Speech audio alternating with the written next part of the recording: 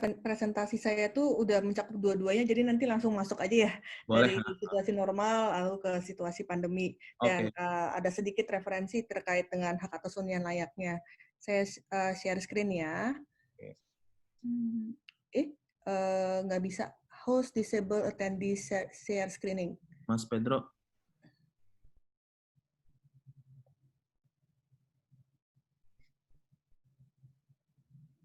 Oh, oke. Ini dia. Nah, oke, view full screen. Ya, jadi tadi kan saya diberi kesempatan sedikit untuk memperkenalkan soal Rujak. Jadi Rujak baru ulang tahun tanggal 1 Mei kemarin, kami sudah 10 tahun. Kami menyebut diri kami adalah Think Act Tank. Jadi selain melakukan riset, tapi kami juga melakukan memberikan rekomendasi dan melakukan tindakan dalam isu soal pengetahuan perkotaan. Dan dalam melakukan itu, kami juga melakukan koproduksi pengetahuan bersama juga dengan masyarakat. Nah, ini website kami di www.rujak.org. Nah, selama masa COVID ini, jadi di Rujak kan sekitar 12 orang, nggak besar ya kantornya.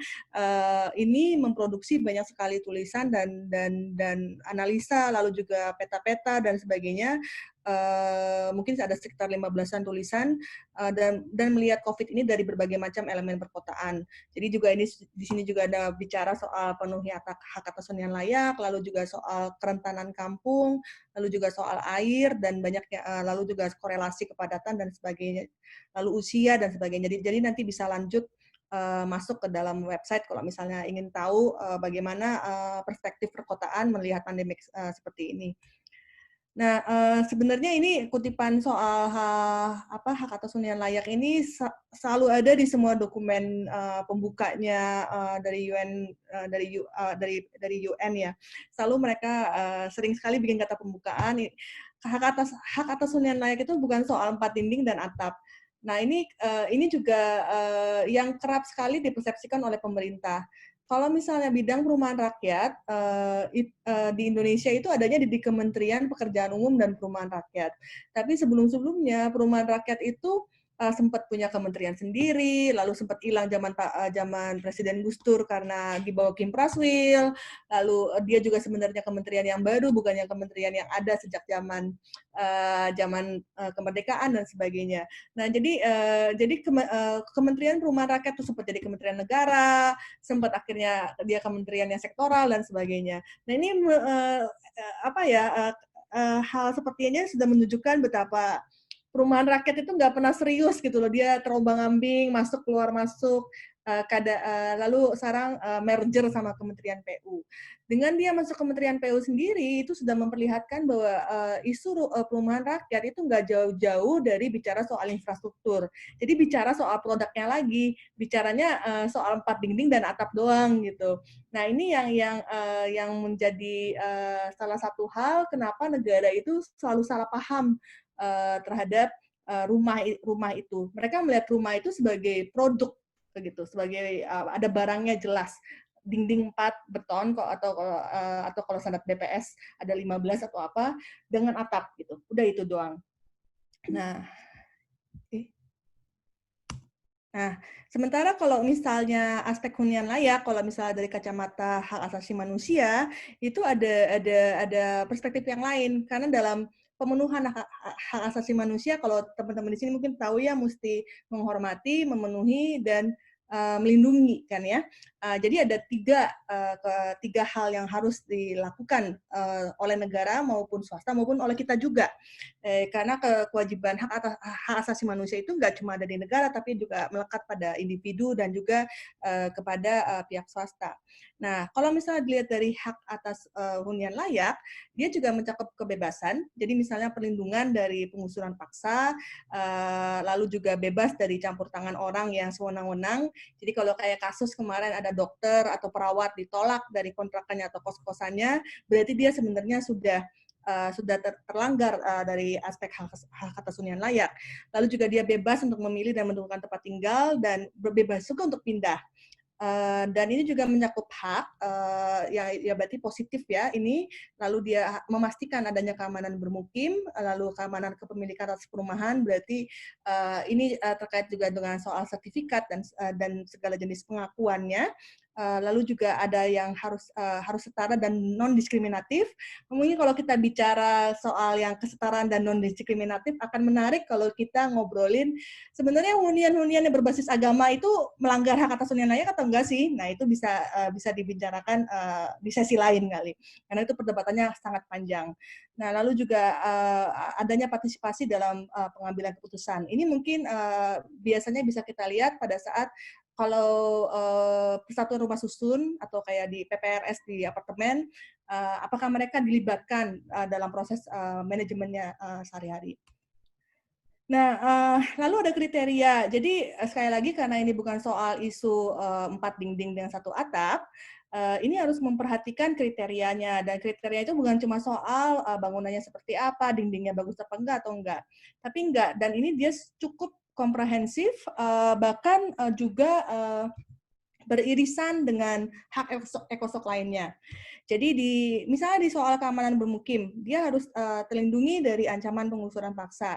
Nah, termasuk pelecehan dan ancaman lainnya. Dan termasuk juga ancaman terhadap gentrifikasi. Nah, gentrifikasi ini mungkin saya jelaskan sedikit. Ada daerah-daerah mungkin saya lagi pikirkan Karet kali ya, yang karena sekitarnya dibangun banyak gedung tinggi, lalu mendadak harga pajaknya naik, lalu berubah, lalu ada take over dari developer yang terus membeli, akhirnya orang yang masih tetap mau bertahan di situ kan jadi makin sulit ya. Entah dia bisa diganggu preman supaya dijual tanahnya, atau diganggu oleh negara dalam artian harga PBB-nya pajaknya naik terus-terusan karena NJOP-nya terus naik. Nah, ini perlu ada mekanisme juga yang melindungi dari semacam praktek gentrifikasi, baik itu dia secara halus maupun akibat dari instrumen perpajakan. Lalu juga bicara soal kelayakan infrastruktur, jadi dia juga secara bangunan bahwa itu harus melindungi dari ancaman yang terkait bencana dan sebagainya.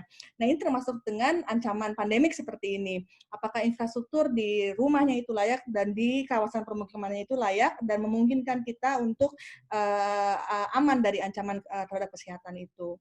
Lalu yang ketiga soal aksesibilitas, hunian itu seharusnya bisa diakses oleh siapapun tanpa berkecuali, termasuk itu dia kaum disabilitas dan termasuk juga dia bebas istilahnya ya, juga non diskriminatif. Jadi tidak melihat orientasi seksual, tidak melihat orientasi gender maupun agama dan sebagainya.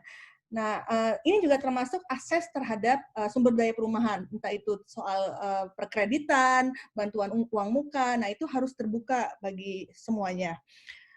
Dan keterjangkauan ini soal biaya, nah ini gampangnya, jangan sampai orang harus milih apakah saya makan hari ini atau harus bayar kos gitu. Nah, itu jangan sampai terjadi kejadian seperti itu.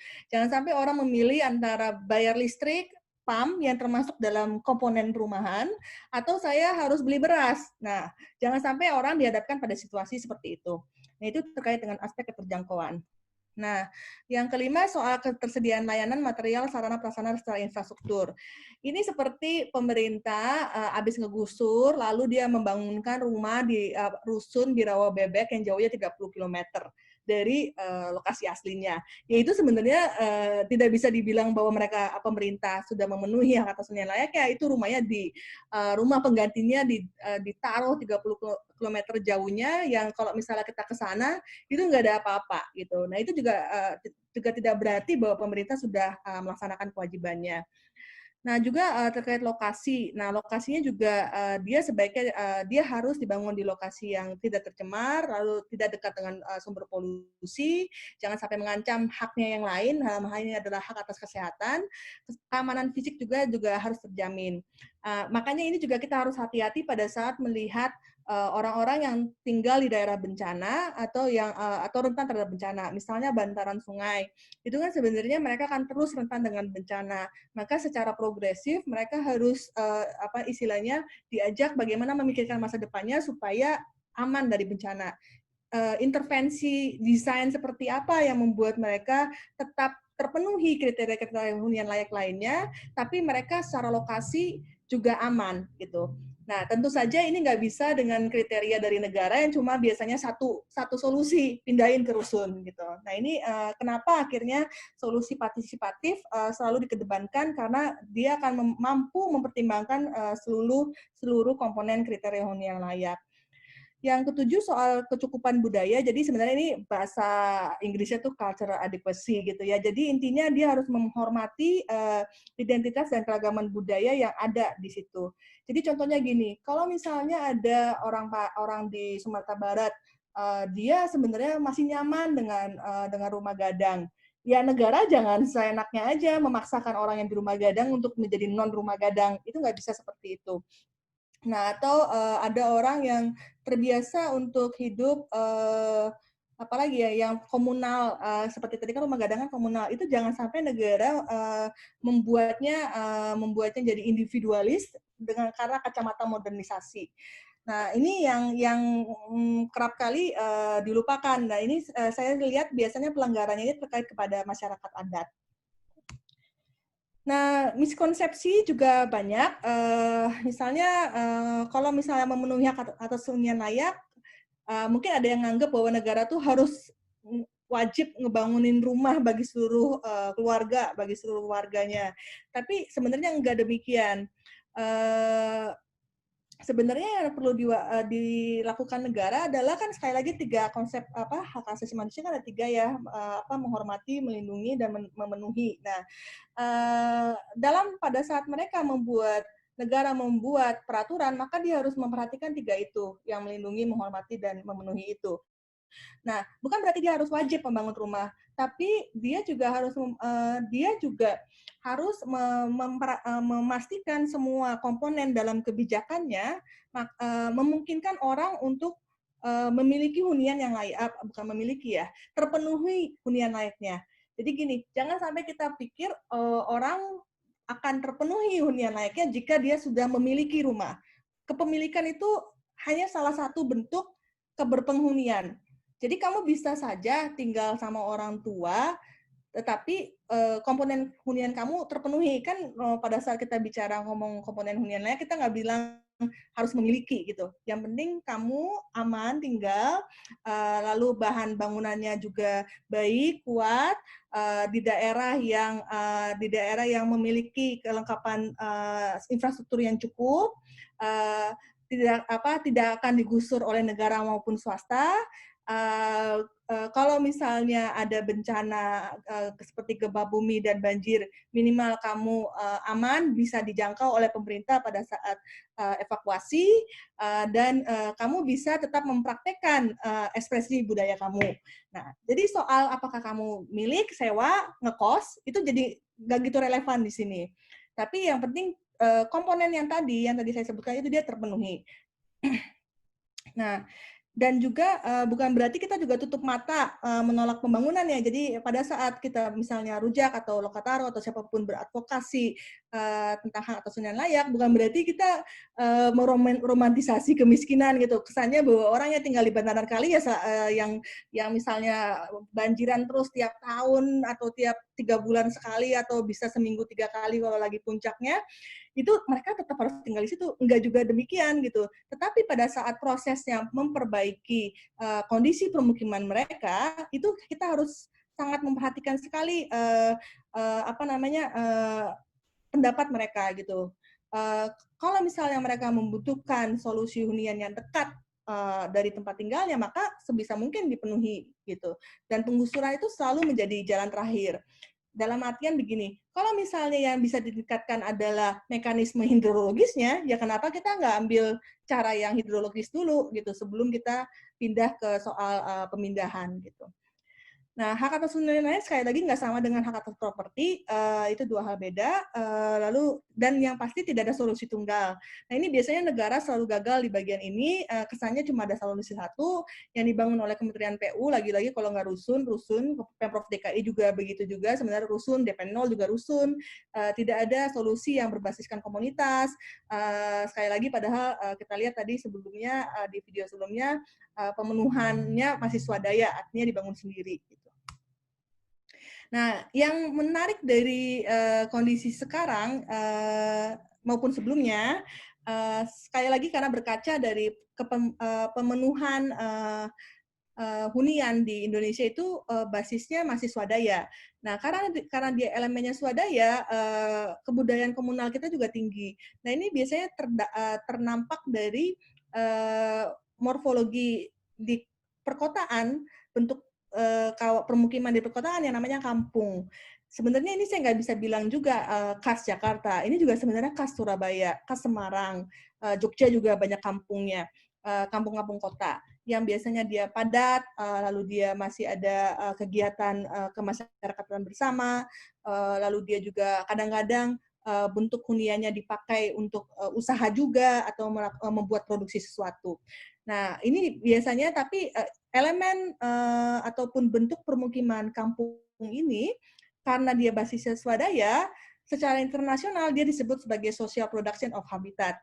Dan prakteknya ini juga nggak khas Indonesia banget, karena prakteknya serupa kita bisa lihat di Brasil, di di Thailand, di India, dan sebagainya, bahkan di Jepang.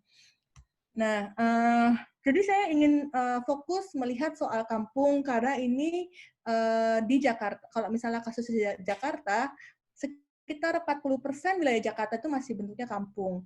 Dan kalau misalnya kita melihat kepadatan tinggi, lokasi kelurahan dengan kepadatan tinggi, kalau misalnya kita lihat lagi, itu juga di mana populasi orang tinggi gitu. Jadi kita masih bisa dikatakan sebagian mungkin 50% sampai 60% orang Jakarta tuh masih tinggal di dalam bentuk permukiman yang seperti kampung.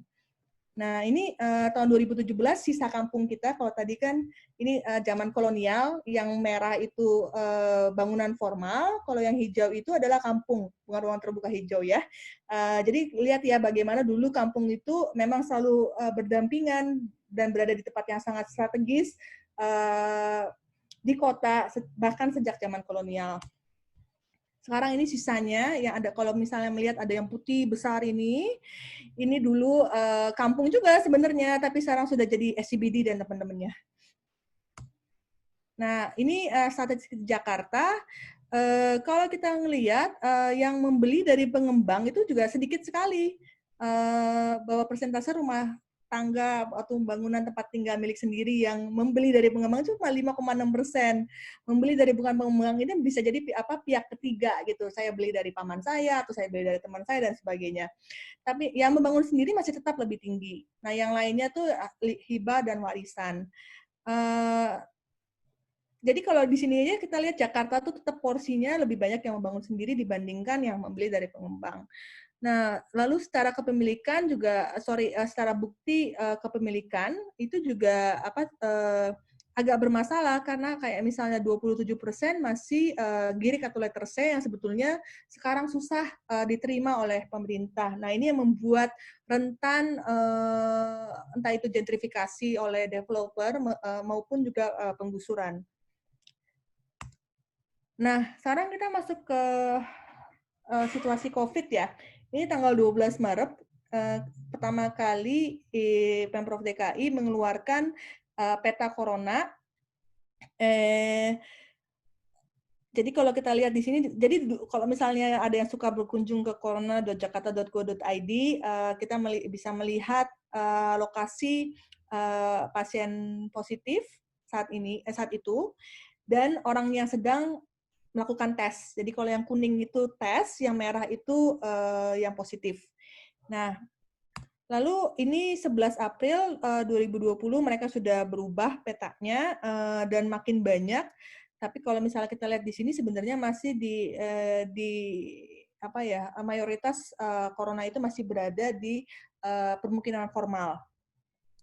Nah, ini tanggal 24 April, karena datanya waktu itu per tanggal 9 April sudah dibuka publik, kita bisa download file Excel-nya. Tadinya teman-teman researcher di Rujak tuh mereka harus klik satu-satu tuh yang pentol-pentol merah kuning itu lalu ditulis di Excel lalu dipindahkan lagi ke GIS. Nah, sekarang sejak Pemprov DKI mengeluarkan file Excel-nya, jadi kita bisa lebih mudah mendata maupun memasukkan informasi terkait corona. Ya, ini kalau misalnya kita melihat paling tinggi tanggal 24 April ada 86 pasien positif, yang lokasinya adalah di Petamburan, salah satu kelurahan nomor 15, kayaknya nomor 15 terpadat di DKI, dengan jumlah dan dengan sekitar 8 RW kumuh. Nah, sorry. Saya salah. Nah, sebenarnya satu lagi, saya kelupaan masukkan. Sebenarnya ada satu lagi, yaitu tracing antara lokasi RW kumuh. Yang sayangnya sebagian besar kampung itu di Jakarta masih kumuh, makanya disebutnya oleh pemerintah tuh RW kumuh. Sebenarnya kami punya datanya, kami memetakan antara RW kumuh dengan pasien positif COVID. Nah, ini lokasi rusun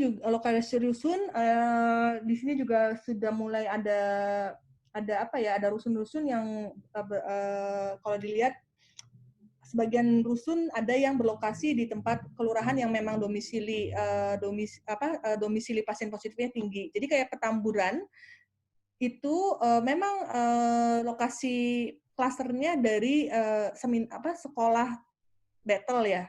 Tetapi di samping sekolah Battle itu ada rusun Petamburan yang cukup padat. Nah, sebenarnya ini sayangnya ini data tanggal awal Maret kalau nggak salah. Tapi yang di sini ada rusun Marunda. Saat ini pasien positif Marunda di sana sudah di atas 5 gitu, dan 2 pasien positif itu berasal dari rusun Marunda. Ini juga berdasarkan kepadatan penduduk. Kalau yang warna merah, kuning, hijau ini jumlah pasien, lalu yang kalau misalnya areanya dia berwarna hitam, itu dia semakin padat, jadi kayak ini Petamburan sudah padat, dia juga pasiennya tinggi. Nah, kita melihat di sini Jakarta Utara yang padat dan juga jumlah RW kumuhnya tinggi, ternyata mulai banyak pasien positif. Nah, ini berdasarkan jumlah manula. Jakarta sebenarnya agak beruntung, jadi komposisi manula di Jakarta itu 8%. Memang di atas lebih besar daripada komposisi standar nasional 7%. Tetapi kita jauh lebih beruntung dibandingkan Yogyakarta. Yogyakarta itu jumlah manulanya sangat tinggi di atas 10%, membuat dia lebih rentan daripada Jakarta. Karena kalau kita dari pengetahuan umum kan sudah tahu ya kalau misalnya corona itu lebih rentan pada orang yang untuk orang yang usia di atas 60 tahun. Ini juga tadi udah ada. Nah, yang menjadi masalah berikutnya adalah 35% rumah tangga di DKI adalah penyewa. Ini belum termasuk dengan jadi penyewa di sini dibedakan dengan orang kos-kosan ya. Nah, berarti kalau yang ada kos-kosan lagi, ini berapa persen lagi? Nah, intinya makin banyak lagi orang yang sebenarnya tiap bulan harus mengeluarkan uang, entah itu buat bayar kontrakan, rumah petak, kos-kosan, demi supaya dia punya tempat berteduh. Nah, lalu kalau secara luas, 44% bangunan di Jakarta, kok jadi rujak ya? Bangunan di Jakarta itu memiliki luas di bawah 10 meter persegi per kapita. Ini artinya, ini kan 10 meter persegi atau 9,9 meter persegi kalau BPS ya, tapi saya karena modful, ya udahlah saya tulis aja 10 meter persegi. Itu artinya kamu tinggal dalam kondisi yang overcrowded, yang sangat sempit gitu. Contohnya kalau rusun di Muara Baru atau di Penjaringan, luas unitnya sekitar 24 meter persegi sampai dengan 36 meter persegi. Dan dalam satu unit rusun itu bisa dihuni sekitar 6 orang. Jadi kalau misalnya 36 meter persegi, berarti masing-masing orang ruangan luasnya itu cuma 6 meter persegi per kapita. Nah, itu sebenarnya sudah jauh di bawah standar dari BPS. Maka dia juga dikategorikan sebagai tidak layak. Nah, Jadi bayangkan ada 44% bangunan yang kemungkinan juga dihuni oleh 44% populasi Jakarta, kondisinya adalah saat ini overcrowded seperti ini. Ini termasuk juga sebenarnya kamar kos-kosan kamu ya. Kalau kamu sekarang ngekos, kamu hitung aja luasnya. Aduh, iya ya, kalau misalnya cuma 10 meter persegi, ternyata cuma 3 kali 3 ya sebenarnya sudah dianggap nggak layak kalau menurut standar PPS. Ini juga standar perhitungan dari BPS lain, ternyata di Jakarta itu mayoritas serumahnya itu cuma ada 2 ruangan. Ini bayangkan kalau kamu diharapkan untuk isolasi mandiri, jika kamu positif dan isolasi mandiri, maka kamu diharapkan untuk melakukan isolasi di rumah yang cuma ada 2 ruangan dengan keluarga yang isinya total 6 orang. Itu kan jadi makin mustahil kan? Dan ini sekarang resikonya harus kamu tanggung sendiri gitu. Ya negaranya di mana gitu, nggak jelas gitu. Nah ini juga sama dan ternyata belum tentu semua misalnya punya ya pasti punya ruang tidur, tapi kalau dilihat dari sini varian di Jakarta itu misalnya ruang keluarga, ruang makan belum tentu makin kecil kan ya. Ini artinya ada banyak fungsi-fungsi yang bercampur. Ya balik lagi ke tadi, rumahnya isinya cuma 2 kamar, ya udah 1 ruang tidur, satunya lagi ya bercampur gitu. Jadi jangan-jangan di kamar tidur itu bisa ada ayah, ibu, anak 2 gitu tidur barengan, lalu sisanya kegiatan lainnya makan, dapur, bertamu dan sebagainya macamnya ada di ruang campuran itu. Ya ini dan ini juga ada juga yang di Jakarta juga ternyata masih banyak yang punya permasalahan, ada orang yang punya sumber air minum di dalam rumahnya, berarti dia harus keluar untuk beli atau dia taruh di luar untuk bisa ambil air minum. Masih kejadian di Jakarta. Nah ini tambah runyam karena sekali lagi negara baik dalam kondisi normal maupun kondisi COVID tidak serius menangani hak atas hunian layak ini, makin runyam di masa seperti ini. Ini awal-awal heboh corona ya, waktu itu ada di Twitternya KPA, aku mendadak lupa singkatan dari KPA, Koalisi Pembaharuan Agraria kayaknya ya. Ada berita soal ada perusahaan tetap menggusur lahan warga, padahal kita tahu sendiri pangan adalah sebenarnya yang utama di masa seperti ini. Kalau di daerah rural, isu hak atas hunian layak itu sangat dekat sekali dengan hak atas pekerjaan, lalu hak atas pangan dan sebagainya. Karena di daerah rural, rumah berfungsi ganda sebagai produksi pangan juga dan sebagai produksi penghidupan mereka. Lalu ini juga mungkin kita tahu ada dokter dan perawat yang diusir dari kos-kosannya di tengah pandemi. Nah ini juga mulai masuk cerita karena tidak punya pekerjaan, karena tidak dapat penghasilan lagi, lalu ada ojol yang diusir dari rumah kontrakan yang nggak mampu bayar. Nah ini kalau misalnya mau tahu berdasarkan harga konsumen nasional, rata-rata kontrak rumah tuh 684.000 per bulan. Jadi dan dia itu biasanya 30-40% komponen dari pengeluaran. Nah, kalau misalnya kamu drop pengeluarannya, ya biasanya mereka akan memilihkan kamu mau tetap makan atau bayar kontrakan. Ya udahlah masih milih untuk tetap makan daripada lebih memilih untuk tetap makan kan gitu. Jadi mereka ya udahlah ngegelandang aja yang penting tetap bisa makan dan hidup. Nah, tapi ditambah dengan komentar yang nggak enak banget saya rasa orang-orang masih pada inget ya, yang kaya melindungi yang miskin agar bisa hidup dengan wajar, dan yang miskin melindungi yang kaya agar tidak menularkan penyakitnya. Padahal ini adalah suatu pernyataan yang sangat salah, tidak berdasarkan data sama sekali. Nah, jadi di awal masa pandemik, jadi ini sekadar informasi aja karena sangat penting untuk menginformasikan betapa pemerintah itu tidak bertanggung jawab. Kedua itu dugaan adanya pernyataan nggak bertanggung jawab dari jubir gugus tugas. Itu seakan-akan mereka nggak sadar bahwa kondisi COVID sebenarnya itu seperti apa gitu. Nah, jadi karena Rujak mengumpulkan data di Jakarta dan membandingkannya dengan antar kelurahan, dan masing-masing kelurahan itu punya karakter tersendiri, jadi kami tuh bisa menganalisa gitu. Nah, di awal-awal masa 2-3 minggu pertama, kelurahan yang apa namanya, yang banyak positifnya itu adalah kelurahan yang punya karakter seperti ini.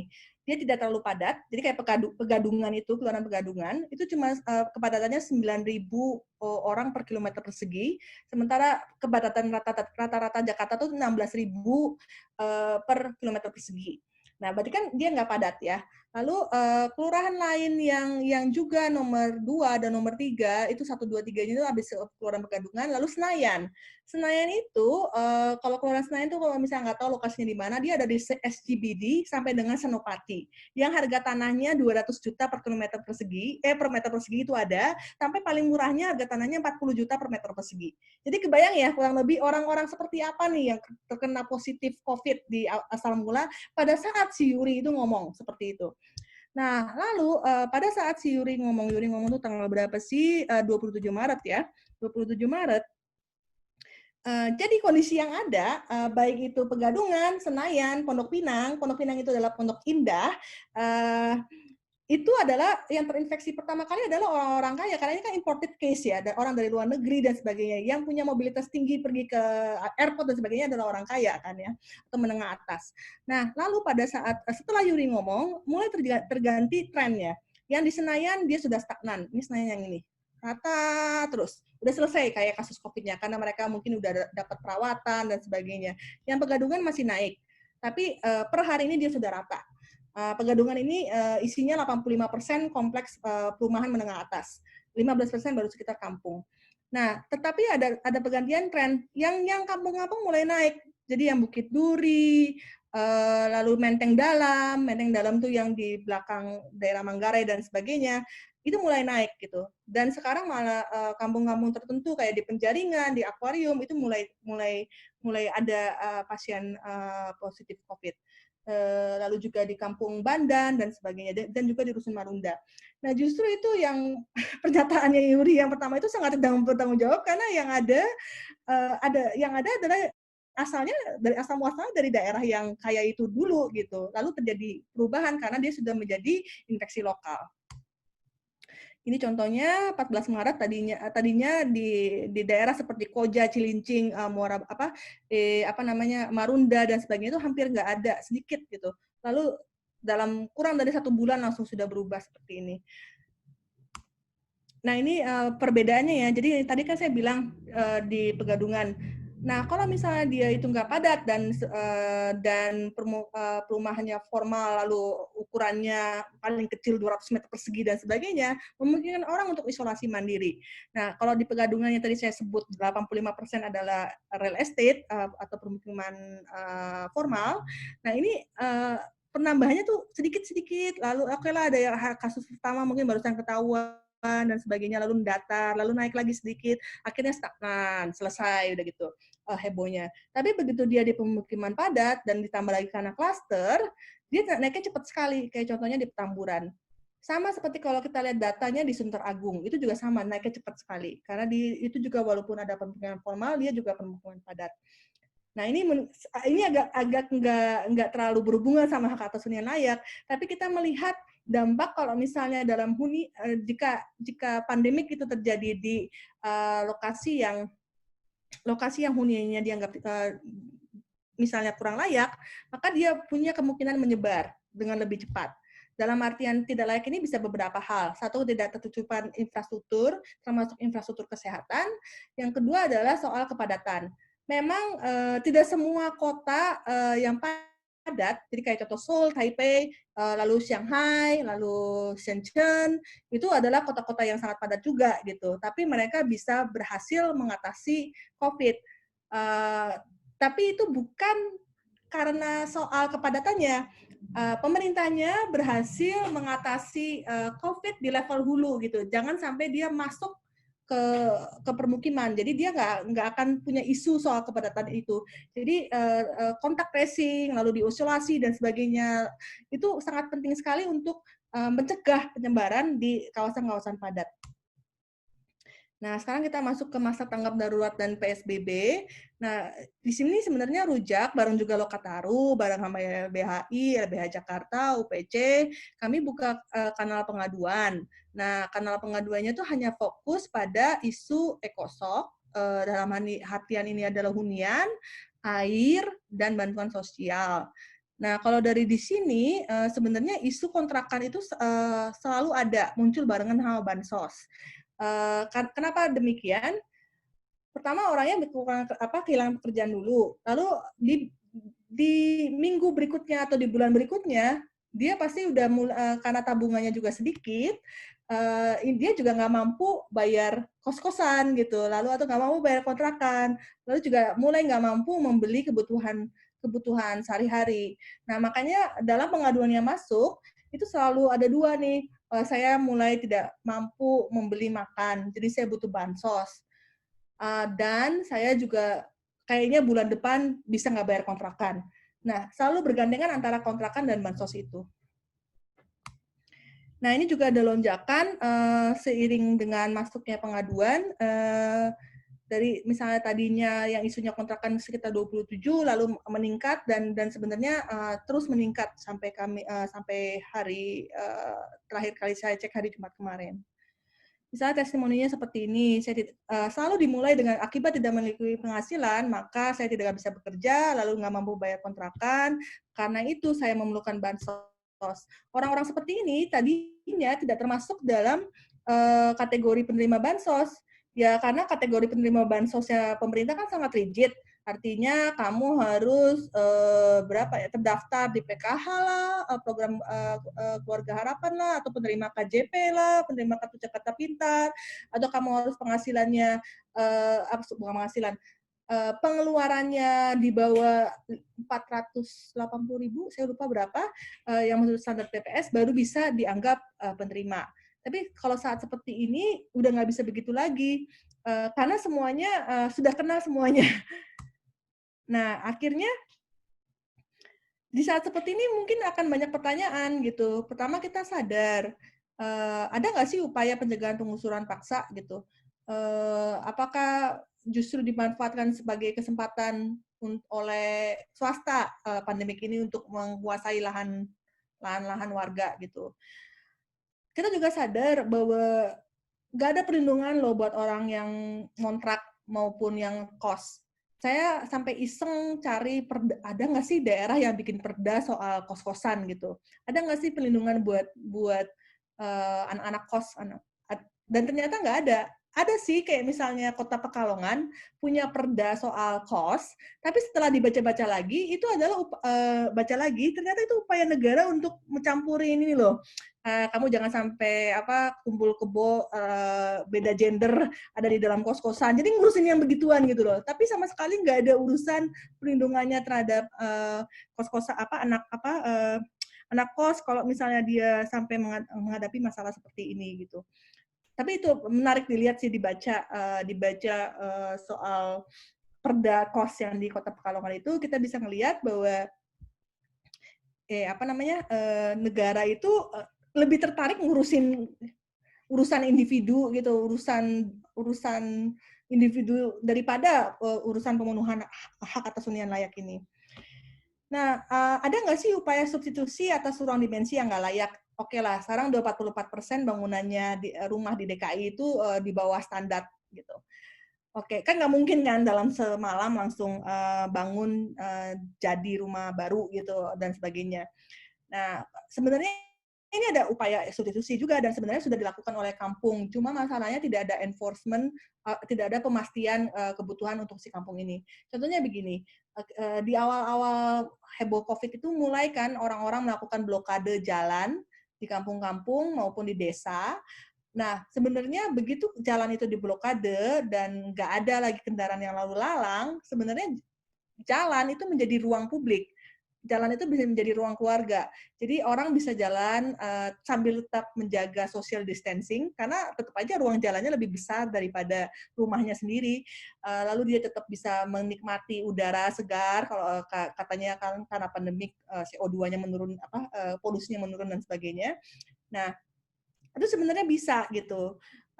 kalau misalnya diatur sama negaranya. Dan ini juga malah dilakukan oleh, lucunya malah kebijakan seperti itu malah dilakukan dengan sukses oleh negara-negara ataupun kota-kota di belahan bumi utara gitu, kayak di Vancouver, Montreal. Mereka tutupin tuh jalan-jalan besar dari kendaraan bermotor, yang boleh lewat cuma orang jalan kaki dan yang naik sepeda. Itu pertimbangannya lebih karena rumah-rumah di sana tuh padat-padat juga, dan bisa nggak dapat matahari juga. Ya udah, kalau kamu demi dapat matahari, demi bisa olahraga, ya jalan-jalannya di luar, jalannya saya tutup sama negara gitu, kendaraan bermotor gak boleh lewat, ya kamu nikmatilah jalan itu, dapat cahaya matahari dan sebagainya. Nah itu bisa dan memungkinkan. Nah lalu yang ini, apakah ada upaya dari negara bikin karantina massal gitu? Atau misalnya tempat hunian sementara buat orang yang kontrakannya nggak bisa bayar kontrakan. Memang akhir-akhir ini Pemprov DKI udah mulai bikinnya, jadi walaupun agak kesel saya bacanya ya, ini dia mulai bikin karena udah heboh di sosial media dan sebagainya, akhirnya dia bikin gitu ya.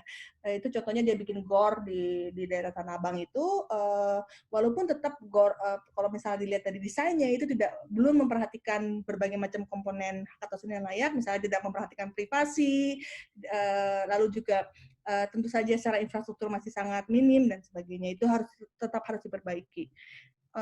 Lalu apakah ada perhatian terhadap penghuni yang rentan? Kayak tidak semua kota ataupun provinsi kayak DKI itu di awal-awal memperhatikan soal kerentanan pribadi ini. Jadi kalau di awal masa COVID, justru orang yang aktif mendata apakah kamu punya penyakit penyakit turunan, atau kamu juga punya kondisi kesehatan tertentu, itu dilakukan oleh komunitas gitu. Mereka mendata sendiri RT RW-nya secara swadaya dan sebagainya. Barusan akhir-akhir ini, mungkin kayaknya sekitar 2 minggu lalu, Pemprov DKI mengeluarkan pendataan lagi yang harus dilakukan oleh RT dan RW untuk mendata kerentanan warganya. Nah, ini juga lebih keterkaitan mengkhawatirkan ya, karena DKI itu jumlah yang isolasi mandirinya makin tinggi. Yang isolasi mandiri itu kalau kita lihat dari tabel ini, dan yang menunggu hasil. Ini sebenarnya datanya lama ya, tapi sekarang isolasi mandirinya itu udah di atas 1.000 kalau nggak salah, ya malah lebih parah lagi gitu. Jadi diharapkan 1.000-an orang itu harus isolasi mandiri dengan rumah yang belum tahu seperti apa gitu. Lalu juga menunggu hasilnya juga banyak. Ini artinya ada orang yang tidak di rumah sakit, harus di rumah, nggak boleh keluar selagi dia menunggu hasil. Ini kondisi seperti ini sebenarnya harus ditanggapi dengan pembangunan fasilitas seperti karantina massal itu. Karena kalau misalnya mereka tinggal di rumah yang 10 meter persegi per orang, ya otomatis itu akan membahayakan bagi dirinya sendiri maupun juga yang sesama orang lainnya gitu. Nah, ini sebenarnya rekomendasi yang kami berikan bareng-bareng, maksudnya kami itu Rujak, Lokataru, LBH Jakarta, UPC, kepada Pemprov DKI. Sebenarnya ada 10 rekomendasi yang terkait dengan hak untuk hunian layak. Cuma saya mungkin untuk pemantik diskusi, saya memilih kurang lebih 4. Yang pertama adalah penting untuk punya moratorium penghentian pembayaran sewa untuk rumah kontrak formal, contohnya rusunawa. Yang menjadi masalah dari rumah kontrak, rumah kos-kosan, rumah petak di Jakarta maupun di Indonesia, di kota-kota Indonesia lainnya, itu selalu bentuknya balik lagi ke swadayaan kita. Itu bentuknya swadaya alias informal gitu. Negara nggak pernah ada campur tangan terkait soal urusan rumah sewa ini, kecuali kalau soal rusunawa. Ini artinya ada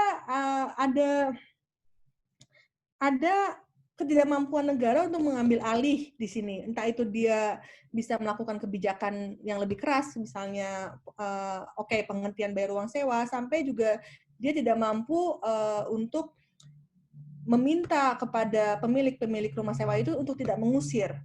Nah, kalau di kota-kota yang lebih formal hubungannya, kayak misalnya di Los Angeles atau Berlin, mereka bisa keluarkan moratorium untuk penghentian pembayaran maupun juga untuk pencegahan penggusuran. Jadi kayak di Colorado kemarin, di negara bagian Colorado akhirnya keluar moratorium itu, yang intinya selama masih masa COVID, selama masa COVID sampai kalau nggak salah sampai 3-6 bulan itu mereka para tenannya dilarang untuk mengusir apa namanya penyewanya. Nah itu memungkinkan karena setiap kali urusan pengusiran adalah relasi antara negara dan pemilik bangunan dan penyewa juga. Itu harus berdasarkan perintah pengadilan. Nah, yang seperti ini, mekanisme seperti ini tidak ada di Indonesia. Nah, mungkin ini juga bisa jadi pemikiran ke depan.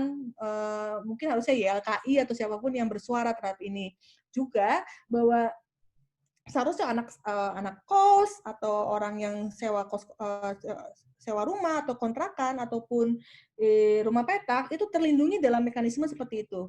Jadi kalau misalnya pun mau terusir atau apa, itu perlu ada campur tangan negara dan negara perlu menjadi wasitnya di situ.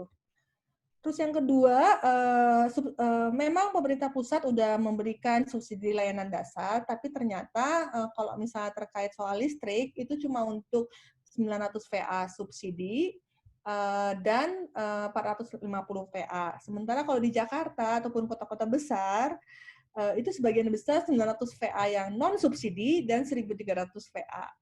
Kalau di rumah petak itu seringnya 1.300 VA, lalu dia bagi-bagi ke beberapa rumah petak. Jadi intinya pada akhirnya orang-orang miskin itu nggak dapat subsidi juga gitu. Nah ini oke lah kalau susah ditanggung sama PLN, ya udahlah kita tanya bisa nggak ditanggung oleh kota dan mekanismenya seperti apa. Nah selagi dan juga PAM, nah PAM juga perlu dicermati agar jangan sampai ada pemutusan akses air contohnya. Lalu juga kami juga rekomendasi supaya ada adaptasi cepat bangunan publik menjadi fasilitas karantina massal buat orang tanpa gejala, ODP maupun tunawisma baru yang membutuhkan. Tentu saja ini terpisah ya, nggak bisa mereka semua dicampur. Dan yang paling penting untuk upaya pencegahan itu perlu ada random test yang akurat di kampung padat dan RW-RW kumuh. Nah, mungkin ini bisa buat bahan diskusi atau pertanyaan, karena ini juga buat rujak sendiri, masa pandemik ini masa ya, saya mau bilang masa kemasan kok, tapi kok sedih juga ya. Di sini ada begitu banyak informasi, data, lalu kejadiannya selalu berubah. Buat peneliti ini adalah sangat menarik banget gitu. Dan ini juga bisa dijadikan kesempatan buat orang yang advokasi untuk mengubah kalau misalnya terorganisir dan apa ya isunya dapat gitu. Kita akhirnya kan sadar bahwa penyewa anak kos dan sebagainya itu selalu ada di dalam posisi yang lemah dan makin lemah pada saat masa pandemik ini. Harus dipikirkan mulai dari sekarang apakah kita perlu perlindungan terhadap penyewa. Bagaimana sih caranya perlindungannya? Apakah lewat mekanisme seperti yang formal kayak di negara-negara belahan bumi utara atau kita bisa bikin mekanisme sendiri. Nah, ini lalu alokasi investasi, subsidi, insentif tuh harusnya kayak gimana? Jadi sekedar informasi aja, di pemerintah pusat tuh memang ada di bagian perumahan untuk sebagai insentif COVID di bidang perumahan. Tapi kalau dibaca dari pernyataannya Presiden, ternyata insentif COVID-nya itu adalah untuk orang yang beli rumah baru. Ya sekarang masa seperti kayak gini, siapa yang mau beli rumah baru dan siapa yang bisa gitu. Jadi memang kelihatan sekali itu sebenarnya program lama, program-program tahunan, tapi di branding sebagai program COVID gitu, sama seperti kartu prakerja gitu. Nah,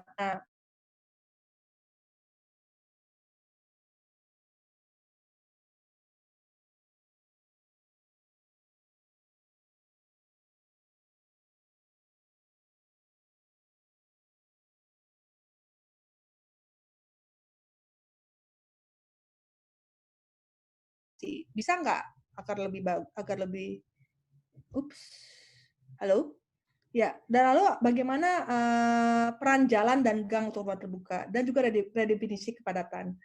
Ya mungkin kayaknya ini udah slide terakhir, saya kembalikan kepada moderator. Saya stop share ya. Oke. Ya, silakan Vian. Oke, Mbak. Oh, sebenarnya sorry ada yang lupa tadi. Dan 2 slide yang saya lupa masukkan. Jadi penduduk Indonesia berapa sih? 260-an ya? Nah, dari 260 juta penduduk Indonesia, 115 jutanya itu adalah yang disebut emerging middle class, kelas menengah baru. Kelas menengah baru ini orang yang tipe-tipenya begitu ada krisis, kesenggol, 1 bulan udah miskin. Kurang lebih lah kasarnya begitu. Nah, di Jabodetabek jumlahnya ada 13 juta. Dan kalau misalnya dikomposisiin ke Jakarta, jumlahnya sekitar 3 juta. Jadi dalam waktu dekat, mungkin udah terjadi sekarang, ada 3 juta orang miskin baru di Jakarta. Yang pasti dia akan bertanya-tanya, tanggal 1, ini tanggal 1 kan, 1 Mei, biasanya bayar kontrakan tuh awal bulan nih. Bisa bayar kontrakan apa enggak? Gitu. Oke, makasih. Oke, makasih Mbak Elisa. Untuk teman-teman yang mau nanya, silakan chat di kolom chat. Jadi tadi kita sudah bahas gimana hubungan hak atas hunian layak dengan korelasi kepadatan suatu pemukiman, gimana prinsip-prinsip hak atas hunian layak itu nggak sekedar cuma dinding dan atap, dia harus melihat kondisi lokasi, akses ke perawatan kesehatan, dan juga keterjangkauan biaya yang sekarang lagi benar-benar penting, gimana orang pada saat di PHK tapi harus tetap berada di rumah untuk menjaga diri dari virus. Ya, tapi kondisi ekonomi Halo, membuat... ini saya audionya mati nih. Saya pindah dulu ya, kayak entah kenapa Zoom saya error. Oke. Bentar. Saya keluar dulu dan masuk lagi ya.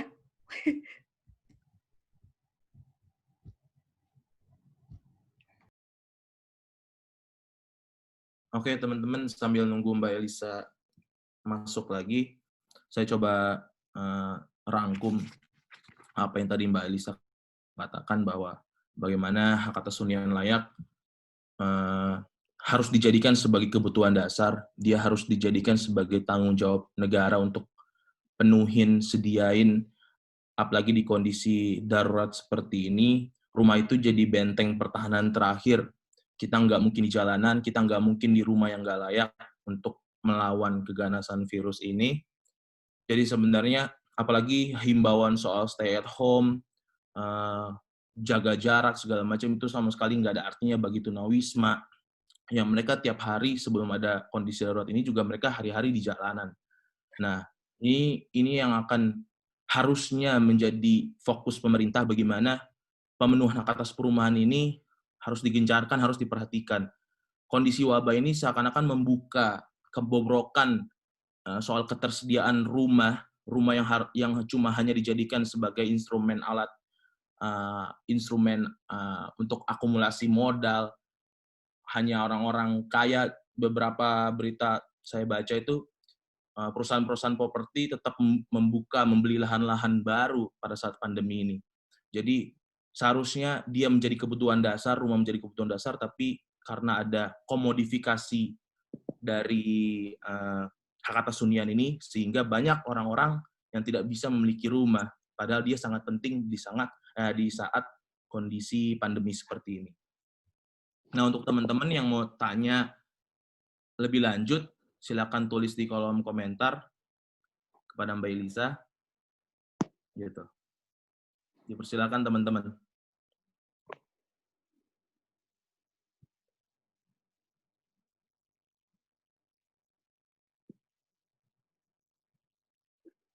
Gak ada yang tanya ya, bagus deh. Sambil nunggu, mungkin kalau saya boleh nanya, ini solusinya apa sih, kayak contoh untuk tunawisma ya Mbak? Apakah kayak misalkan di Undang-Undang Perumahan dan Pemukiman, kawasan pemukiman itu disediakan khusus masyarakat berpenghasilan rendah ya, dan juga ada rumah-rumah khusus bagi korban bencana. Nah, apalagi COVID ini sudah ditetapkan jadi bencana nasional. Nah, gimana sih selama ini pemenuhan masyarakat berpenghasilan rendah itu, dan juga adanya rumah khusus, ataupun sampai ke wacana soal perumahan rakyat ataupun perumahan sosial yang selama ini yang hendak dibangun. Apakah ini bisa menjadi jawaban gitu Mbak, dengan tadi backlog perumahan kita yang nggak pernah terpenuhi tiap tahunnya gitu. Jadi ini apa? Kalau kalau yang terkait huntara, istilah kan hunian sementara kalau misalnya di kebencanaan.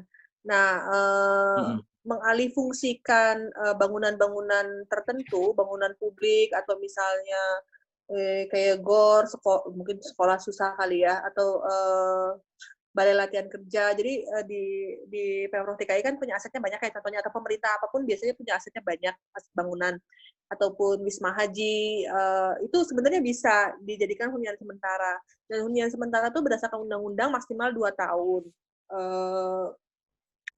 Nah itu sebenarnya bisa untuk apa masa darurat seperti ini gitu. Jadi misalnya selama 6 bulan dia tinggal di hunian sementara yang dikelola oleh pemerintah dengan memperhatikan apa unsur-unsur hak atas hunian layak. Jadi memperhatikan infrastrukturnya ada, kamar mandinya cukup, airnya ada, listriknya juga ada, dan privasi dijaga. Nah, itu satu opsi yang harus segera dipenuhi untuk kota-kota besar kayak Jakarta, Surabaya, terus Makassar, Semarang, yang dimana sudah menjadi epicenternya corona gitu. Yang memang saya yakin kota-kota itu biasanya banyak yang persentase orang-orang yang tinggal di rumah sewa. Itu satu sih yang harus segera dilakukan.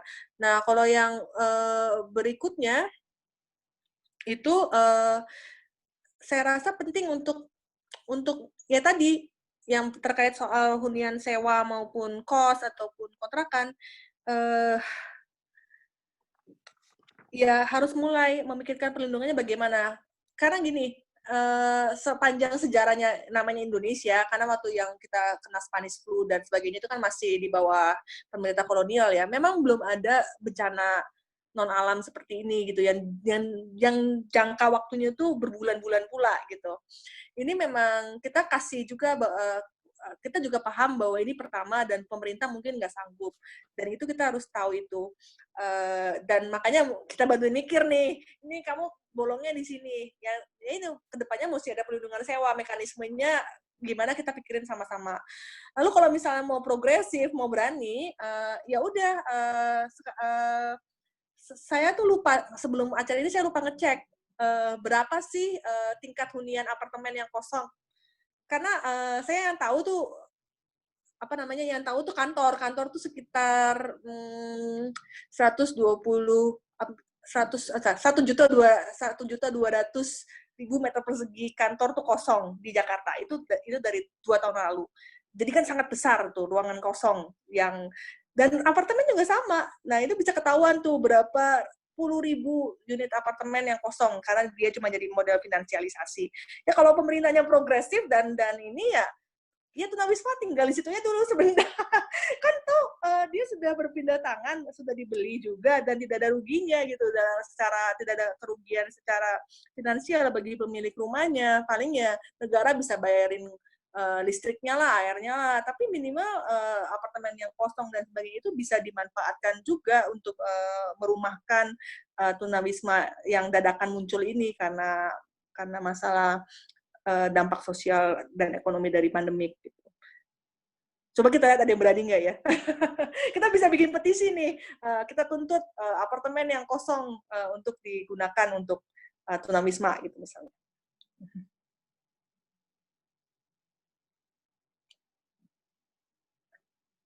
Suaranya kok hilang lagi ya?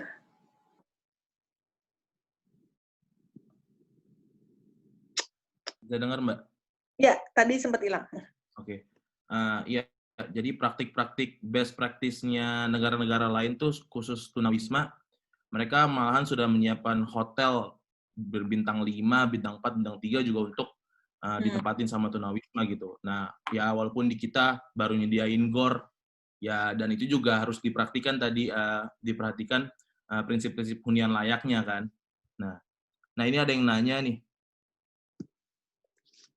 Mbak. Bagaimana kemudian menjamin keamanan pemilik kos kontrakan yang juga berada pada kelas menengah bawah, dan ada banyak juga orang tua yang masih menanggung biaya hidup anak yang sudah berkeluarga. Ini saya kurang paham yang soal orang tuanya. Tapi intinya sebenarnya sama ya di sini ya, bahwa pemilik kos-kosan ini, nah ini juga yang harusnya diperbaiki dalam mekanisme kos dan kontrak. Jadi gini, kenapa akhirnya, sebentar sih, karena saya pakai handphone sekarang jadi agak ribet. Kenapa akhirnya kayak Berlin dan sebagainya itu bisa membuat moratorium terkait sewa ini? Itu karena pemilik rumah sewa ataupun caretaker-nya dia mendapatkan subsidi negara supaya harganya itu terjangkau pada saat diberikan pada konsumennya. Nah, kalau misalnya sekarang mau memperbaiki nih mekanisme hubungan antara pemilik kos, pemilik kontrakan ataupun apapun namanya dengan si penyewa dan negara, itu juga harusnya diperbaiki juga. Apakah dalam hal ini kalau negara mau campur tangan ke urusan kos dan kontrakan, itu juga memberikan subsidi kepada si pemilik kosnya itu supaya memastikan huniannya layak gitu. Supaya memastikan nggak ada kejadian, kalau misalnya ingat sekitar 6 bulan lalu ada tuh kos-kosan di Tambora yang ukurannya 2x2 dan tinggi plafonnya itu cuma 1,5 meter. Jadi orang cuma masuk ke dalam lalu untuk tidur aja. Itu pernah ada kejadian seperti itu. Nah, kalau negaranya masuk, dia kasih subsidi ya carrot and stick seperti biasa. Dia pastikan ada aturan untuk bangun kontrakan, kos-kosan, subsidi supaya tidak ada kejadian lagi seperti itu. Itu bisa dipikirkan sekarang. Mekanismenya apa sih seharusnya hubungannya? Nah, tapi kalau misalnya apa yang dilakukan sekarang oleh negara, kalau misalnya sampai uang negara masuk ke situ, maka negara biasanya perlu justifikasi nih, kenapa APBD gue harus masuk bayarin kos-kosan kamu supaya kamu nggak kolaps karena kamu adalah dari kelas menengah bawah nih pemilik kos-kosannya. Dan negaranya tuh nggak punya datanya. Ya, sekarang kita tahu sendiri bansos kacau balau karena pendatanya jelek. Nah, jadi saat ini sayang sekali kayaknya kita nggak bisa terlalu berharap banyak sama si negara.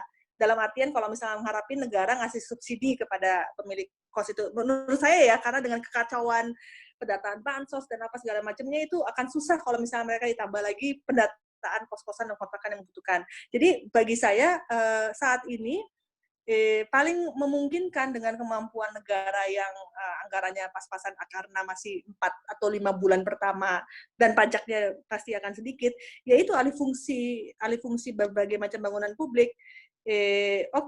Memang akhirnya si pemilik kontrakan atau kos-kosan mungkin akan mengalami pengurangan penghasilan. Cuma di saat bersamaan juga karena orangnya sudah pergi juga, dia juga tidak perlu bayar air dan listrik, beban air dan listrik gitu. Jadi dia juga berkurang yang perlu dibayar. Akhirnya yang tinggal di kos-kosan dan kontrakannya itu adalah orang-orang yang memang mungkin masih dapat penghasilan gitu.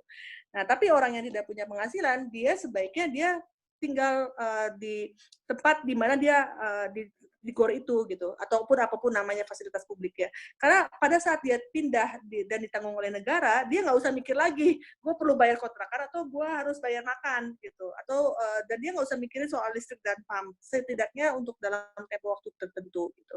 Itu sih kalau pandangan saya. Tapi saya kurang begitu. Nah, mahasiswa, pengaduan yang kami buka itu juga ada banyak mahasiswa yang bilang tidak mampu bayar kos karena orang tuanya juga tidak mengirimkan uang lagi. Itu makin menyedihkan sih. Apalagi saya melihat sebenarnya universitas seharusnya juga memperhatikan hal itu ya. Dan universitas bisa jadi berlaku seperti negara gitu. Apakah dia bisa mengalihfungsikan beberapa bangunannya? Kalau juga kegiatan perkuliahannya juga bukan di kampus lagi kan? Jadi kan berarti ada kelas-kelas yang kosong. Kenapa nggak kelas-kelas kosong itu dialihfungsikan sehingga orang-orang yang nggak mampu bayar kos sementara ini dia tinggal di kampus dulu gitu. Itu juga bisa gitu. Untuk sementara ya, karena ini kan kita bicara soal dampak sosial sementara. Gitu. Apalagi ya.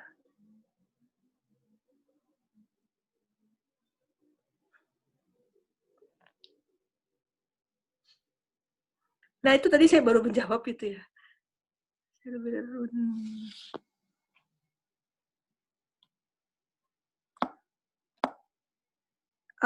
Sebentar, ini saya baca dari komennya aja atau gimana?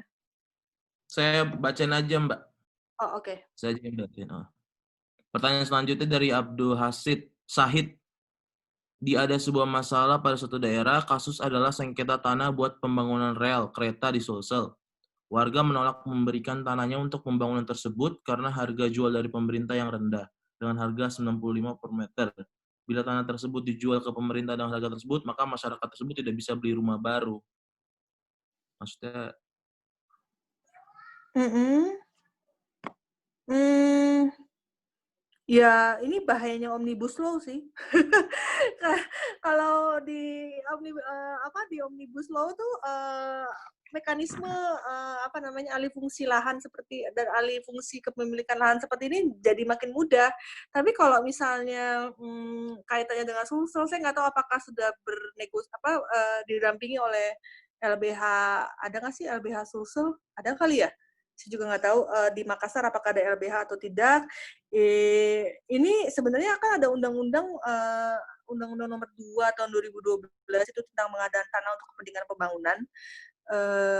Itu tetap harus mengikuti mekanisme seperti itu. Dan kalau yang kayak gini sebaiknya didampingi oleh LBH aja, karena harus melalui appraisal gitu. Harus nggak bisa harganya setengah pihak dari pihak salah satu pihak. Dan mekanisme pengadilan itu yang memutuskan nanti terakhirnya gimana. Dan salah satu pembuktiannya biasanya dari appraisal itu, penghitungan. oke, Jadi ini kayak LBH aja. LBH. Dari Kirana Anjani nih Mbak, pertanyaan saya mungkin agak sedikit di luar konteks COVID, karena tadi tertarik dengan konsep hak atas hunian. Saya ingin tanya terkait fenomena banyaknya rumah atau ruko mewah kosong, terutama di kota-kota satelit Jakarta, contohnya Tangerang Selatan dan Tangerang Kota dengan developer-developer raksasa yang terus membangun rumah. Kebanyakan kalau dilihat ya rumahnya banyak juga yang kosong, tapi sepertinya pembangunan juga tidak berhenti. Jika dilihat dari sudut pandang urban studies atau hak atas hunian misalnya, apa yang menyebabkan fenomena ini? Apakah finansialisasi tadi? Lalu apa peran negara yang menyebabkan permasalahan semacam ini? Apa yang dilakukan atau apa yang dia tidak lakukan? Terima kasih. Jadi ada beberapa jawaban sih, dan sangat tergantung dari jenis developernya. Jadi contohnya Lipo. Lipo itu menjual apa yang disebut sebagai real estate investment trust. Dan produk itu dia kemas adalah produk-produk barang jualan dia. Entah itu orangnya beli atau enggak, itu enggak relevan. Jadi contohnya misalnya mall, lalu ada rumah-rumahnya dikemas sebagai satu produk investasi dan dia jual di saham, di pasar saham dia.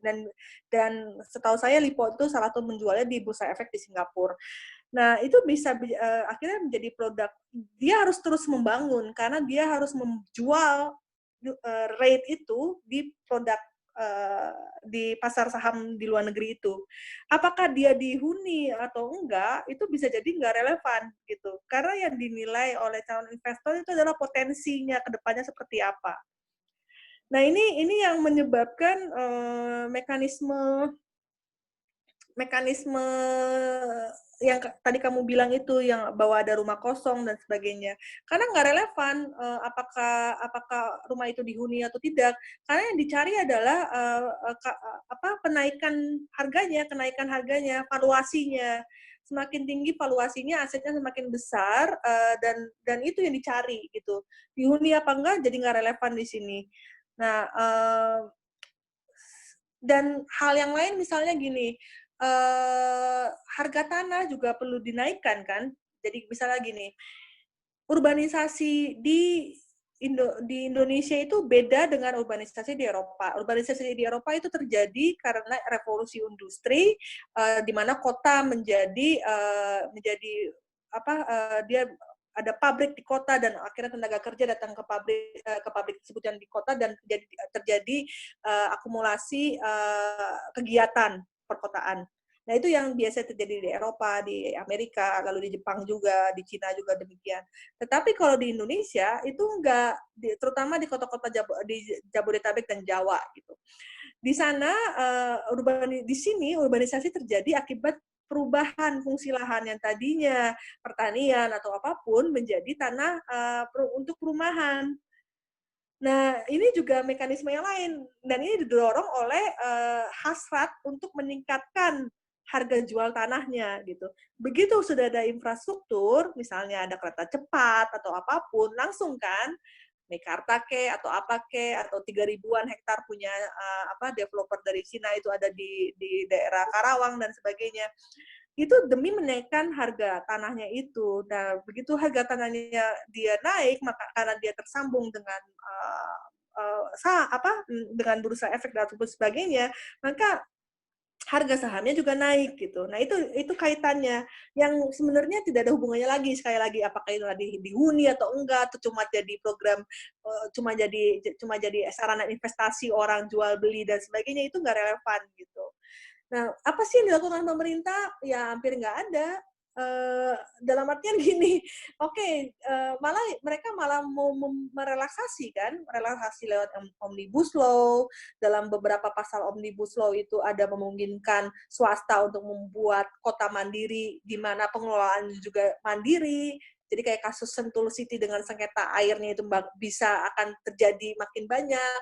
Lalu selain itu juga kemudahan juga diberikan kepada developer lewat fasilitas kredit murah atau fasilitas selisih kredit yang dibayarkan oleh APBN gitu. Nah, itu ada di situ semua. Nah, tapi mekanisme kayak perpajakan misalnya, apakah ada inventarisasi orang ini sudah punya rumah berapa banyak lalu pajaknya lebih besar, itu sampai sekarang tuh tidak dilakukan dengan maksimal. Biasanya untuk menekan finansialisasi, mekanisme yang pertama kali dipakai itu tuh pajak. Rumah kedua, rumah ketiga itu bisa dikenai pajak yang sangat besar, akhirnya mengurangi orang untuk niat orang untuk membeli rumah kedua dan ketiga. Cuma di sini nggak dilakukan gitu. Besaran pajak rumah kedua dan rumah ketiga itu nggak terlalu besar, nggak terlalu signifikan, malah lebih efisien, lebih bagus pembatasan pembelian kendaraan kedua dan ketiga dibandingkan yang rumah. Dan ini juga dilematis buat kota-kota kayak Jakarta. Jakarta itu penghasilan pajaknya 50 triliun. Kalau misalnya kita nggak ada COVID, target Jakarta untuk dapat penghasilan dari pajak itu 50 triliun. Itu berarti 60% dari APBD mereka. Nah, kayak dari sekitar 60%-nya asalnya dari PBB dan semua pajak yang terkait dengan bangunan. Semakin banyak transaksi, yang dapat untung juga kota gitu, Pemprov DKI. Lalu semakin tinggi harga tanah, yang dapat untung juga Pemprov DKI. Jadi negara mendapat keuntungan dari itu. Dan gak heran aja kalau misalnya negara membiarkan itu, karena nanti akhirnya masuk ke pajak gitu. Nah, ini yang udah kayak buah si malakama nih.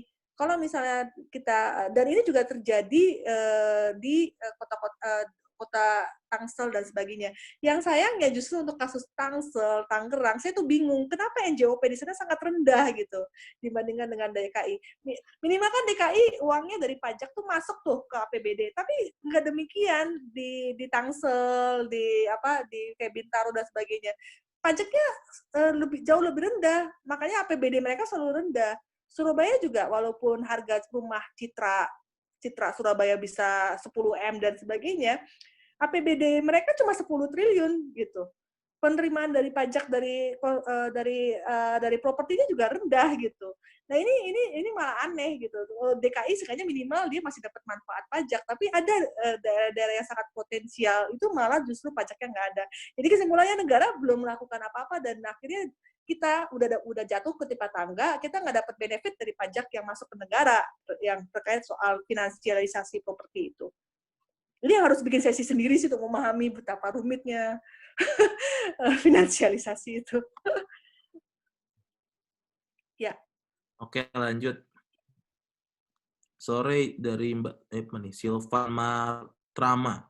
Sore izin bertanya, saya seorang mahasiswa yang harus tetap membayar biaya pembangunan BPP kuliah di tengah pandemi.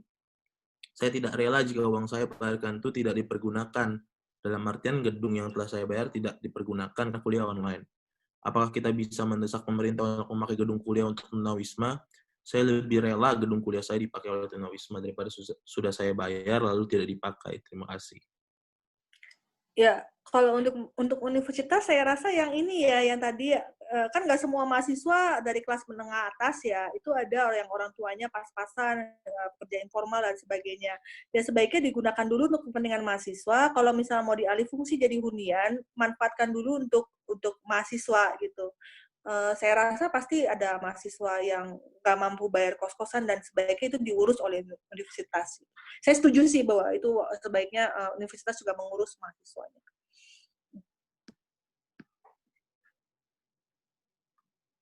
Oke, lanjut dari Farhan Ahsani. Sore Mbak, pertanyaan saya cukup jauh dari kasus COVID ini. Penentuan kemampuan minimal pembiayaan hunian yang kata 30% dari total pendapatan itu sebenarnya dari mana asalnya Mbak? Karena beberapa kali saya menemukan keberatan penghuni Rusunawa untuk membayar sewa yang harganya 30% dikali UMR wilayah Rusunawa tersebut. Apakah dimungkinkan ada perumusan yang berbeda antara maksimal kemampuan menyewa hunian dengan mencicil hunian?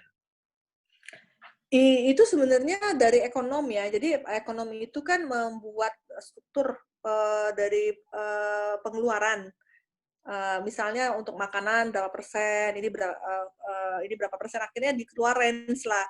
Untuk keperluan hunian tuh 30%. Nah, tapi hunian itu nggak cuma soal ini ya, bayar sewa atau bayar cicilan atau apapun ya, tapi juga termasuk bayar air dan listrik, karena itu kan termasuk dalam komponen hunian gitu. Jadi memang untuk banyak kasus memang belum tentu ideal 30%, karena 30% itu yang dianggap ideal. Karena kalau enggak nanti nggak punya duit untuk nabung, nggak punya duit untuk bayar asuransi kesehatan misalnya, kalau misalnya belum ditanggung negara ya.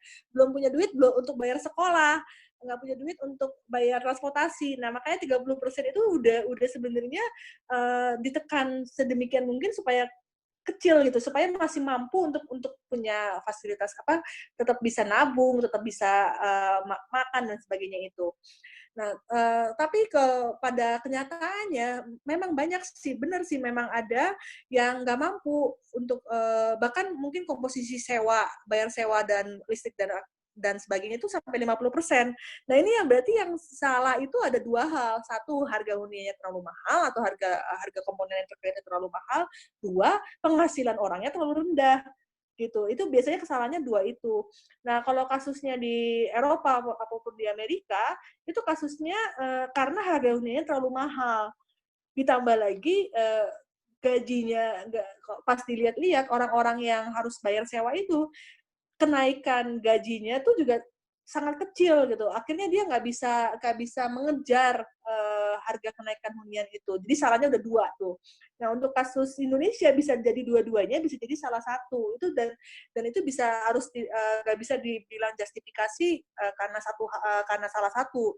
Bisa jadi dua-duanya juga gitu. Nah, ini memang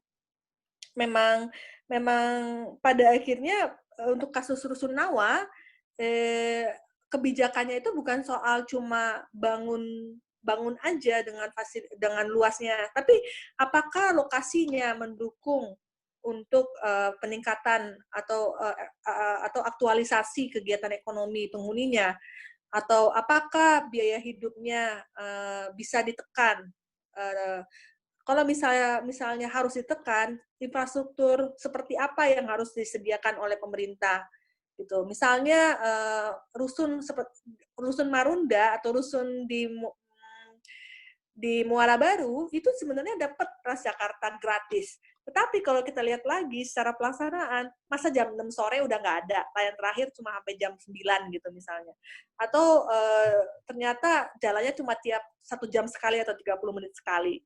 Ya, itu akhirnya membuat jadi nggak layak, akhirnya membuat orang yang tinggal di Marunda, walaupun transportasinya gratis, tapi pada akhirnya jadi absurd gitu, nggak ada gunanya transportasi gratis itu, karena ada banyak sekali ketentuan yang berlaku.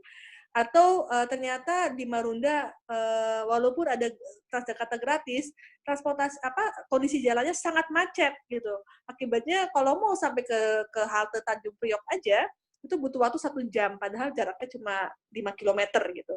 Nah ini kan berarti ada masalah di situ. Jadi nggak bisa langsung dari 2 komponen itu, begitu 2 komponen itu dilihat, apakah dia gajinya terlalu kecil atau harga huniannya terlalu mahal, lalu dianalisa lagi, ini karena apa sebetulnya, diturunkan lagi. Baru saya bisa jawab, ataupun negara bisa jawab, apa solusi kebijakan apa yang seharusnya diambil.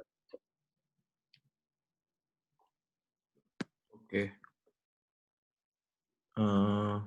Gimana nih host Lokataru, Mas Pedro? Udah lewat jam 5, apakah kita mau buka puasa mungkin? Juga. Udah nggak ada yang nanya. Oke. Nah, mungkin closing statement aja terakhir, Mbak. Apalagi kita, kayak tadi Mbak bilang bahwa ini pertama kali pemerintah Indonesia yang mungkin yang flu Spanyol adalah yang menangani kan pemerintah kolonial. Nah, dan ini pertama kali. Mungkin ke depannya, khusus untuk hak atas hunian tuh, pemerintah tuh harus kayak gimana gitu, Mbak? Harapan dan rekomendasinya mungkin, apakah ini seakan-akan kan telah membuka tabir bahwa hak atas hunian kita itu memang nggak siap untuk menerima bencana-bencana, apalagi bencana non-alam seperti ini. Apalagi nanti kita mau pindah ibu kota baru. Narasi smart city itu apakah siap dengan mitigasi bencana, apa juga siap seperti itu, Mbak? Ada nggak? Ya, sebenarnya kalau dibuat kayak gitu, untuk jawab itu butuh 1 sesi lagi sih. Tapi kalau mungkin sekarang yang perlu dilakukan adalah secara cepat menangani dampak ekonomi sosial, terutama terkait soal hunian tadi. Minimal aja DKI punya nggak, atau kota-kota lain. Sekarang kan Surabaya udah PSBB ya, Tangerang Selatan juga, kota-kota yang Bekasi penduduknya 3 juta. Makassar juga mungkin segera kali. Itu mereka punya nggak sih data-data orang yang terancam, atau data-data orang yang kontrakan aja? Itu berarti kan itu bakal jadi calon ini mereka nih, calon tanggungan mereka itu dulu. Lalu yang kedua, ini sebenarnya tugasnya Bappenas ataupun pemerintah ya. Selama ini yang membuat RPJMN adalah Bappenas. Nah, di Bappenas itu hak atas hunian layak entah kenapa pada saat diturunkan jadi program, saya bingung, akhirnya jadi Kota Tapak Kumuh. Kota Tapak Kumuh itu adalah perbaikan sanitasi dan perbaikan infrastruktur dan perbaikan air sanitasi dan air gitu. Kan jauh banget tuh dari hak atas hunian layak, dia cuma ngurusin soal fisiknya itu. Nah, ini kalau kita ngelihat memang banyak sekali sih yang harus diperbaiki. Jadi nggak usah nunggu pandemik aja nih, banyak sekali yang harus diperbaiki terkait hunian ini. Pertama, negara harus punya target yang jelas, strategi pemenuhan hunian layak itu seperti apa, dan strategi ini bukan berarti saya harus bangun berapa banyak rumah, saya harus nyalin berapa kredit rumah, tapi juga termasuk mekanisme perlindungan terhadap orang yang sewa, memastikan tidak ada diskriminasi terhadap akses apapun, termasuk misalnya juga tidak ada diskriminasi terhadap LGBT, karena banyak kasus juga pengusiran terhadap LGBT di rumah kos dan sebagainya tanpa nunggu pandemik ya. itu sebenarnya harus dirumuskan semuanya, dan sayangnya undang-undang perumahan kita tuh nggak mengurusi soal seperti itu. Jadi lihat, berarti harus revisi undang-undang. Jadi tanpa pandemik pun tetap harus dibongkar seperti itunya. Nah, yang jelas ibu kota baru karena dia dibangun dari kacamata negara yang berusaha mendapatkan keuntungan dari finansialisasi, ya otomatis tidak akan memenuhi itu. Nah, sebenarnya ibu kota baru itu manifestasi yang tadi disebutkan ditanyakan di pertanyaan pertama, kenapa ada yang kosong, apa segala macam. Karena ibu kota baru akan mengharapkan kapitalisasi keuntungan dari itu. Makanya yang ditarik adalah Tony Blair lah, siapa lagi, pangeran anak kedua dari siapa itu dan sebagainya, karena dia mengharapkan valuasi dari itu. Itu sih, jadi secara jangka pendek itu harus memastikan orang-orang yang kontrak ini atau untuk dapat kejelasan. Kalau misalnya secara jangka pendek juga harusnya Bank Indonesia sudah punya data orang-orang yang harusnya dapat relaksasi kredit perumahan yang saat ini sedang mencicil, harusnya juga udah punya data supaya mereka dapat kemudahan itu. Lalu juga ke depannya ya banyak sekali yang harus direvisi sih. Saya juga kadang-kadang nggak tahu harus mulai dari mana. Tapi yang di masa yang terdekat ini, yang Omnibus Law-nya, kalau mau tetap membuat Omnibus Law, bukan untuk demi cipta investasi, tapi cipta keadilan sosial gitu harusnya, dibalik gitu. Ya, kalau ajakan saya sih ke masyarakat sipil, ya udah kita bikin aja Omnibus Law versi masyarakat sipil untuk memastikan keadilan sosial, termasuk keadilan ekonomi, sosial, dan budaya, termasuk untuk memastikan pemenuhan hak atas hunian layak. Ya kenapa enggak gitu. Kan selama ini kita cuma kritikin pasal per pasal aja tuh. Ya udah bikin aja dulu Omnibus Law versi kita gitu, versi keadilan sosial atau apalah. Kenapa enggak gitu. Oke. Baik teman-teman, itulah akhir dari diskusi kita pada hari ini. Mungkin kesimpulan dari saya pertama bahwa harus kita sadari hak atas hunian layak itu sebagai kebutuhan dasar, sebagai hak asasi manusia, sehingga melahirkan berbagai tanggung jawab pemerintah untuk melindungi, menghormati, dan memenuhinya. Yang kedua, di tengah pandemi ini, prioritaskan kebutuhan ekonomi, sosial, budaya, khususnya hak atas hunian, hak atas air, sanitasi, dan juga bantuan sosial kepada tunawisma, kepada mereka yang kesusahan dalam menyewa kontrakan ataupun kos-kosan. Jadi itu prioritasnya. Yang terakhir adalah kita merombak dari sisi undang-undang dan juga paradigma pendekatan pemerintah yang hanya melihat hunian sebagai atap dan dinding. Seperti itu kira-kira. Terima kasih Mbak Elisa untuk diskusinya pada hari ini. Terima kasih juga teman-teman yang telah hadir dan juga bertanya. Saya ucapkan selamat berbuka. Bagi yang berpuasa, selamat sore. Assalamualaikum warahmatullahi wabarakatuh. Oke, selamat buka puasa sore semua.